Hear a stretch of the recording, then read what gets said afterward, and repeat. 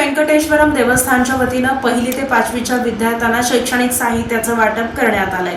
पूर्व भागातील श्री व्यंकटेश्वर देवस्थानमच्या वतीने रविवार दिनांक 14 जून 2026 रोजी सकाळी 11 वाजता गरजू गरीब होतकरू 1ली ते 5वीच्या विद्यार्थ्यांना मंदिर समिती सदस्यांच्या हस्ते वह्यांचे वाटप करण्यात आले। दाजीपेठ येथील श्री व्यंकटेश्वर देवस्थानम येथे संपन्न झालेल्या या कार्यक्रमात मंदिराचे मुख्य अर्चक कार्तिक स्वामी यांच्या हस्ते वेद मंत्रोच्चारात वह्यांचे पूजन करण्यात आले। पूर्व भागातील श्री व्यंकटेश्वर देवस्थानममध्ये सोलापुरातील भाविक भक्त मोठ्या प्रमाणात दर्शनासाठी येत असतात। मंदिराच्या वतीने प्रतिवर्षी गरजू होतकरू विद्यार्थ्यांना शैक्षणिक साहित्याचे वाटप करण्यात येते। गोविंदा गोविंदा व्यंकटरमणा गोविंदाच्या जयघोषात विद्यार्थी वह्या घेत होते। वह्या घेतल्यानंतर विद्यार्थ्यांच्या चेहऱ्यावर एक वेगळाच उत्साह जाणवत होता। कार्यक्रमास मंदिर समितीचे विश्वस्त पदाधिकारी, पालखी सेवक व भक्तगण मोठ्या संख्येने उपस्थित होते।